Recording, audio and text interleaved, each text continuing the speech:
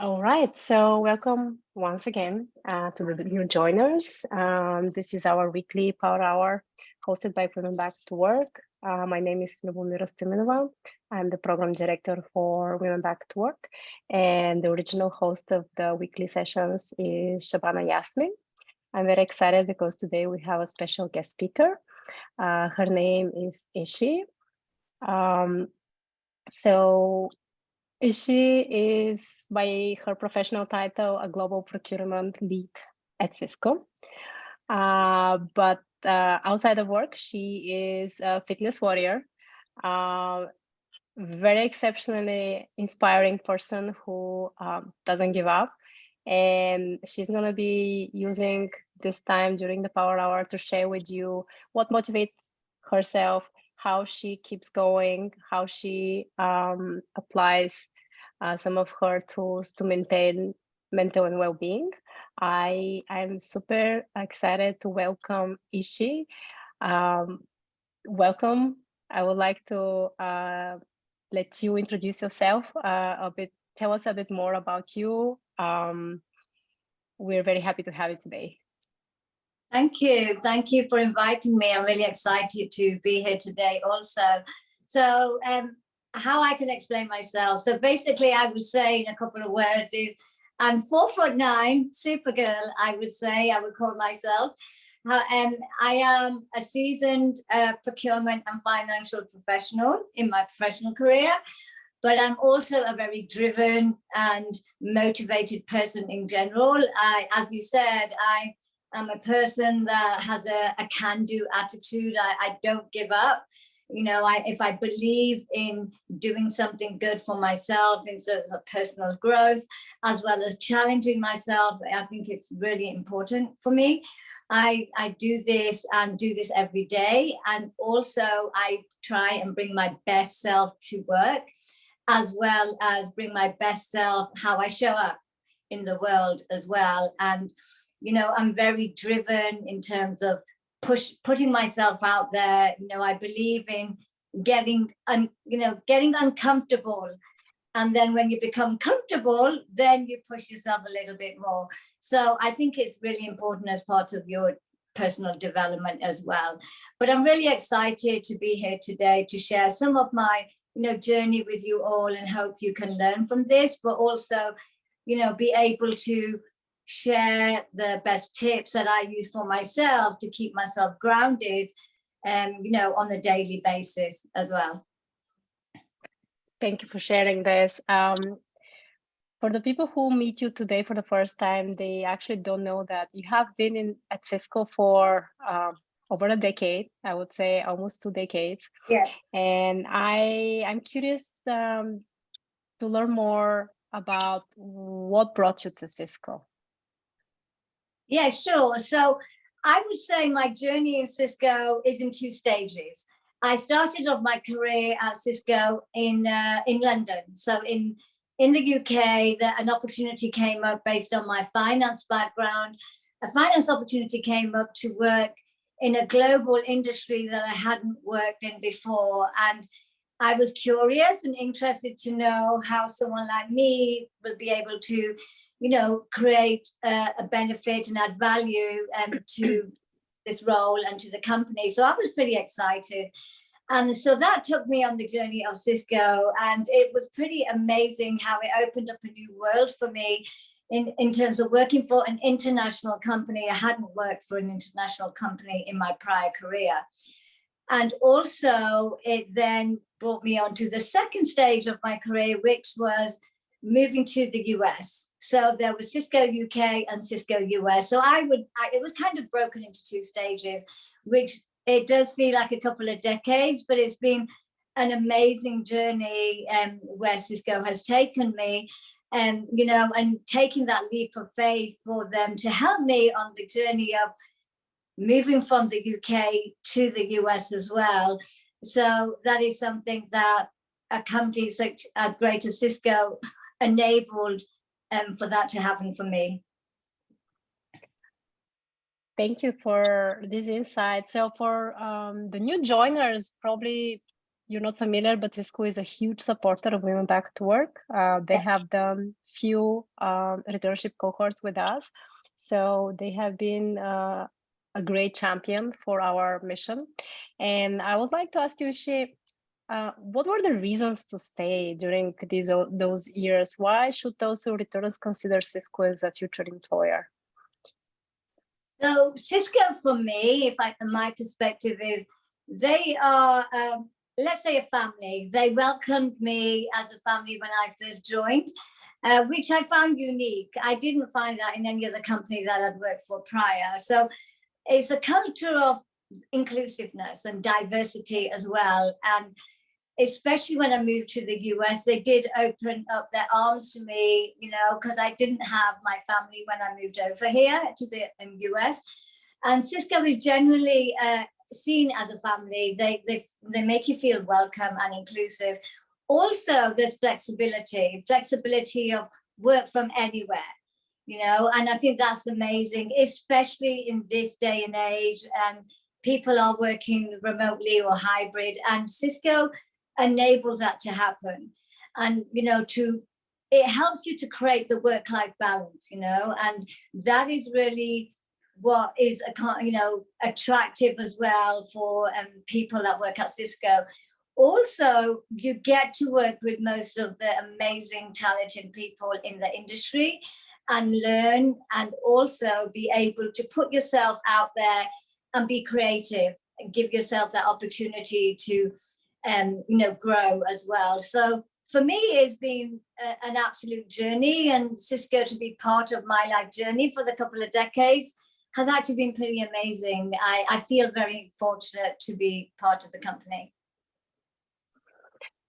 I mentioned at the beginning in the short intro that part of your professional journey is also your passion about well-being and being a strong advocate for it. So I would like to learn more about your journey as a fitness warrior and how this all started. Yeah, sure. So when I really started looking at my overall fitness, it was when I actually moved to the US, because I was able to do a lot more activities outdoors. And I realized that I wanted to start pushing myself a little bit more, other than just going for a quick jog or walk. I wanted to do some activities that would challenge myself. And it introduced me to this world of Spartan obstacle course racing. And part of that was to really challenge your mental ability, but also strengthen endurance. So it's a different type of training, but it also as well introduced me to this community of like-minded people that, looked after themselves and they were uplifting, helping encourage you and supporting you. You didn't feel like, okay, I feel I'm being judged. They were all there to help support you. And part of this journey was mental well-being, especially again over the last few years. That has become very important for the society as a whole, but also for me to be more grounded. I had to make sure that I had to look after my mental well-being. So fitness plays a key part of your overall health and fitness. And focusing on your inner self and helping to radiate that energy through what you do, including what you're eating, as well as your environment, and also having positivity around you. That's another key thing, is having people and support around you that is going to help you through your journey as well.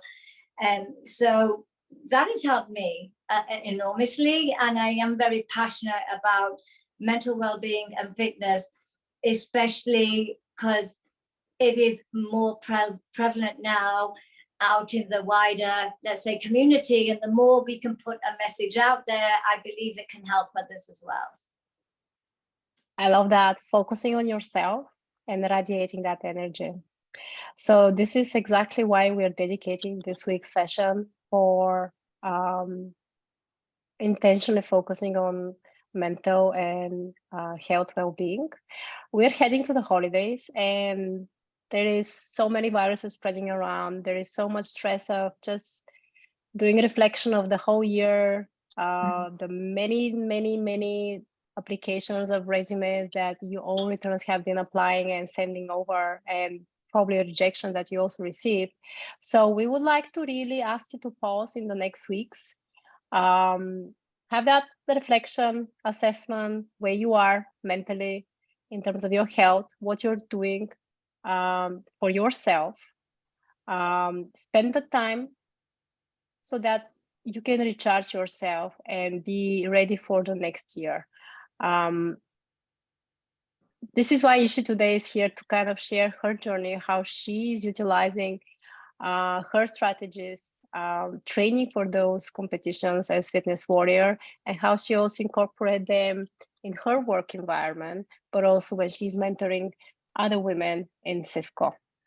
So Ishy, I hear it's really important, and not only for someone who is actively in the workforce, but for anyone, right? Because our returners, they have so many hats that they're wearing. So on resume, they have a career break, but actually nobody gives them a break, right? They are caring for family, loved ones, kids. So it's really important to give them some guidance of how they should prioritize themselves. Where should they start from? Always beginnings are difficult. And I'm going to share in the chat. She has actually a podcast where she shares more about her journey. And I'm going to share it in the chat with all of you so you can listen after our session. But there in the podcast, you were sharing that the first time you failed when you went for that competition. So you couldn't even finish it. And you can guess a lot of our returners can relate to that, getting a rejection, failing in their application to go to an interview. So what would you tell them?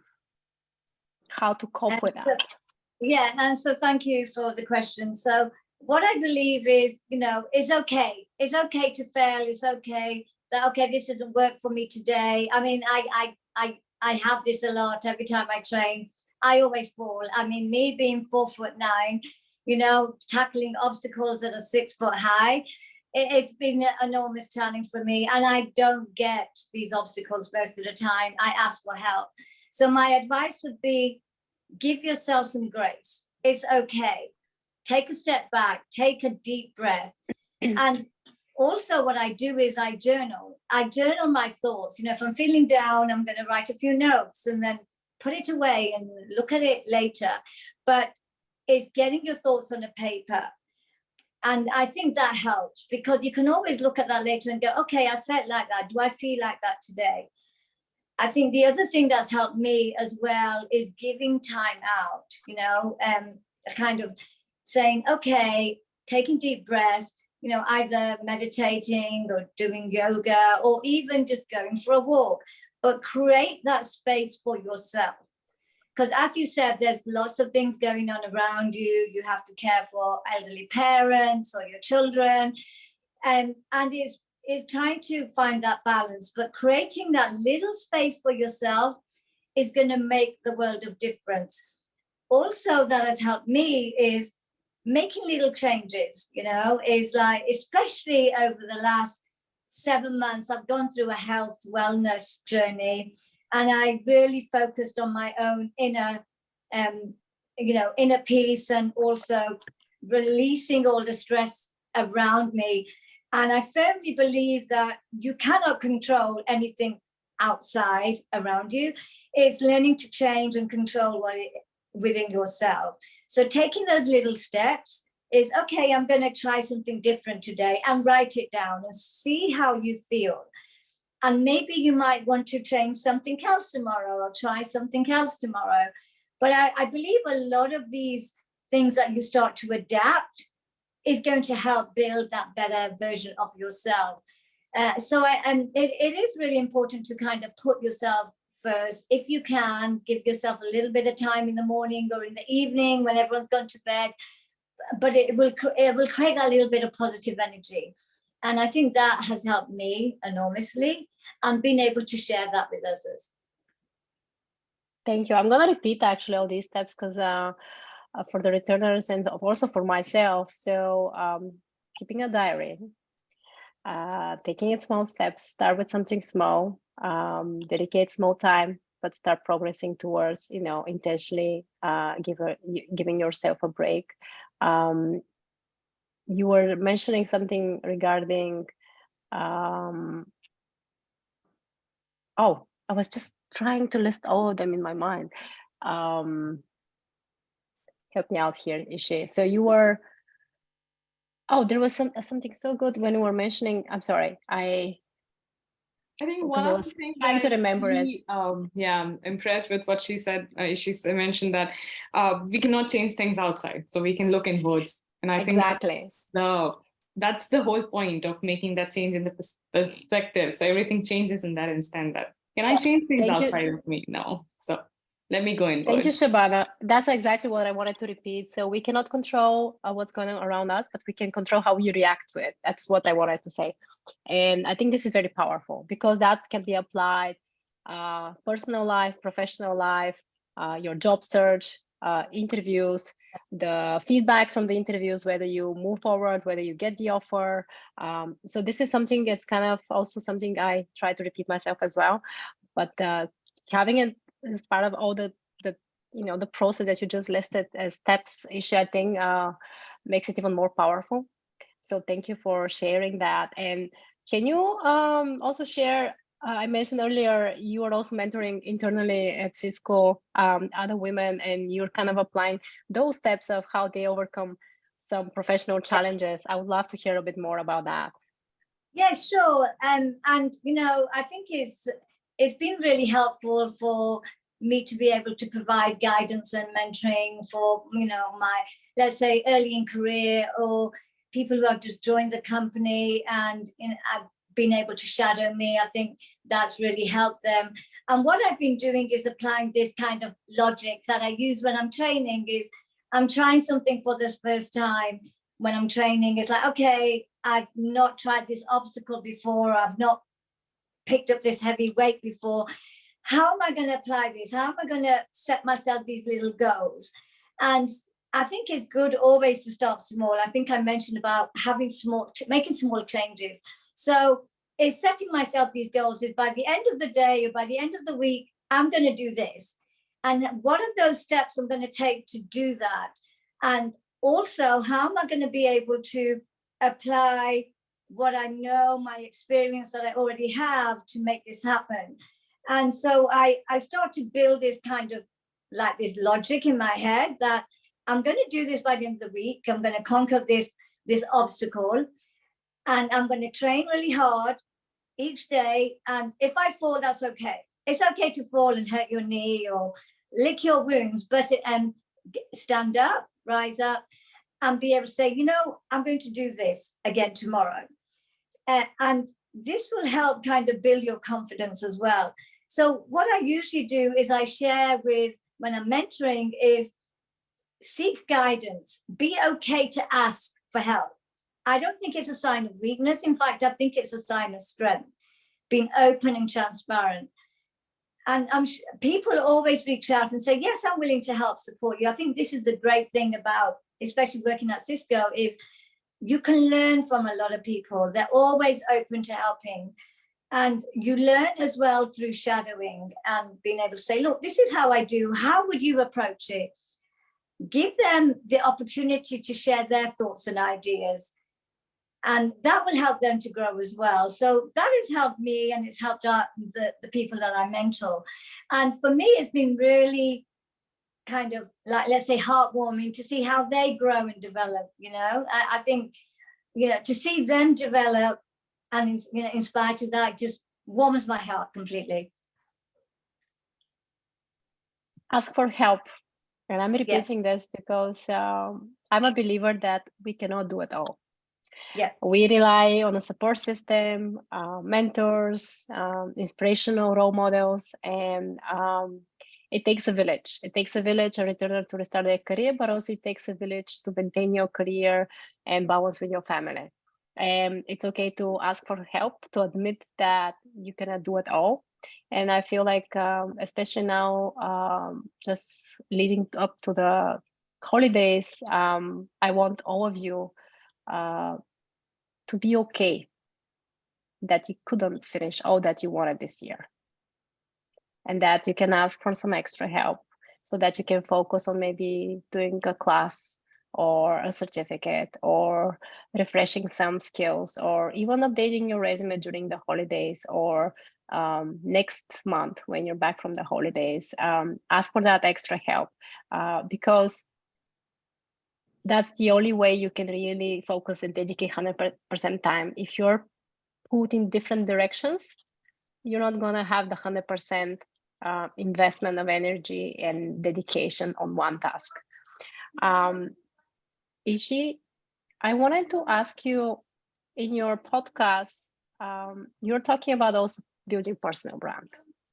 And you've been inspired to build your personal brand because there was a lot of people following you during your warrior fitness journey. And we've been also here preaching our returners that they should invest in their personal professional brand and how to build that presence so that it will facilitate their re-entry. Could you share some best practices, learnings from your journey, how when you were working on your personal brand that might be useful for our audience today? Yeah, sure. So I decided to take on this project of building my personal brand when we were in the midst of the pandemic. I think it was in 2020. What I started to do was post my fitness activities online because we were all locked down. We couldn't go out and meet and train with our colleagues and our friends. So I posted a lot of my activities through Instagram, through social media, and I was doing this consistently. And what I found is a lot of people reached out to me and say, hey, Ishy, I love what you're doing. It's helping motivate me. So I became this person on social media, just sharing activity and just encouraging others, just to inspire them to just get up and go for a walk, or I think I'll do a few push-ups today. And I actually challenged, there was a few push-up challenges. We even did that online. But what it did is it brought people together. And I think that was amazing. And I had a lot of comments that come out of that and say, Ishy, this is what you do and you're consistent in doing this. This actually made me realize that I actually already have a brand, but now want to be able to, let's say, package it. Now, the thing that I realized over that course of that period is the brand is about you. Is you how you show up in the world. It's not about this object or thing, which I thought before. It's basically you. How do people recognize you? Why would someone who could go to anyone else would reach out to say, hey, Ishy, I want you to help me with this project if it's at work, or if it's outside, Ishy, I want you to share this workout with me. It's because how you're showing and how you're showing up and how you're presenting and helping encourage and motivate others who are watching you. So it is really down to how you're kind of sharing that energy and that light and how people are receiving it. And I think that kind of stands out as you as an individual versus someone else. You know, and that is really, I feel, is kind of your trademark. You know, I know that when I show up in a meeting at work and I'm smiling and everyone on the call knows that Ishy is in the room. And I think it's part of your brand is, yes, Ishy is here, there's a lot of energy, or we're going to get this done. So I think it is really, again, looking at yourself, you know, writing down these notes is what drives the passion in you? What makes you really get up and want to do that thing? I think writing those key things down will help you shape and build that. Yeah, that is me. That is me, my brand. It's your trademark. You know, so I think that's where you got to think about it. Thank you for sharing. And something that you just mentioned, and I wanted to go back to this, is you mentioned your height, and it's 4'9", but also you mentioned that when you're in the room, everyone is going to hear you. And when returners are interviewing, we get this feedback from managers that they don't speak up. When they're not sure about the answer, they are shy, they don't verbalize their thought process, and they're not confident to really share, even if they cannot say the right answer, to kind of walk the interviewer through the process. And I feel like what you're just saying, not to be shy and speak up and make sure that everyone hears you, is so powerful, and also a good reminder that you're controlling the narrative, right? And you don't know what people know about you, what's in their mind, but you can tell them what to think about you, right? So you should, make sure deliver your story, your message. So thank you for sharing that. I share in the chat Ishy's LinkedIn profile, and also her podcast, and some more thoughts about branding, personal branding. So feel free, everyone, to reach out and check them offline. Something that I'm gonna quote from those materials is, "You don't find willpower, you create it." Tell me more about that. So yeah, that quote is really saying, speaking to yourself, is about, you have to create, your opportunities, you be able to push yourself and challenge yourself every day. And I do believe that nothing comes to you. You have to be able to create that opportunity, that space, and having that mental thinking is going to help drive that.